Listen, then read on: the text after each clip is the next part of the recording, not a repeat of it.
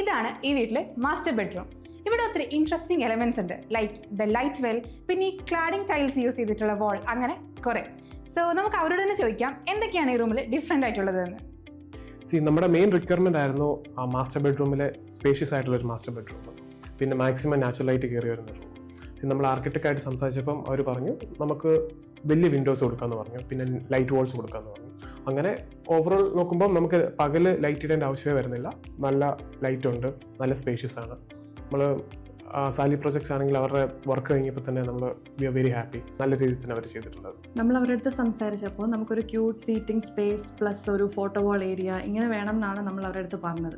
അപ്പോൾ അവർ Sally projects ആണ് നമുക്ക് സജസ്റ്റ് ചെയ്ത് തന്നത്. ഇങ്ങനെ ക്ലാഡിംഗ് സ്റ്റോൺസ് വെച്ചിട്ട് ഫോട്ടോ വാൾ വെക്കുവാണെങ്കിൽ കുറച്ചും കൂടി ആ ലുക്ക് ഒന്ന് എലവേറ്റ് ചെയ്യാം, അങ്ങനെ ഒരു ഐഡിയ തന്നത്. ഉള്ള റൂമിൻ്റെ ഹൈറ്റിനെ ഒന്ന് എലവേറ്റ് ചെയ്ത് കാണിക്കാൻ വേണ്ടിയിട്ട് സീലിംഗ് കർട്ടൻസ് കൊടുക്കണം എന്നുള്ളൊരു ഐഡിയയും അവർ തന്നെയാണ് തന്നത്. അപ്പം നമ്മൾ അങ്ങനെ തന്നെ ചെയ്തു കഴിഞ്ഞ് അതിൻ്റെ ഔട്ട്പുട്ട് ആണെങ്കിലും വളരെ നല്ലൊരു റിസൾട്ടാണ് നമുക്ക് കിട്ടിയത്. അപ്പോൾ ഇപ്പോൾ ഒരു കയറി വരുമ്പോഴേക്കും റൂം വളരെ ഒരു സ്പേഷ്യസ് ആയിട്ട് നമുക്ക് വരുമ്പോൾ തന്നെ ഫീൽ ചെയ്യാം. നാച്ചുറൽ ലൈറ്റ് പ്ലസ് കർട്ടൻസ് എല്ലാം വന്നു കഴിയുമ്പോഴത്തേനും ആ ലുക്കൊന്ന് നമ്മൾ വിചാരിച്ചതിലും ബെറ്റർ ആയിട്ട് വന്നിട്ടുണ്ട്.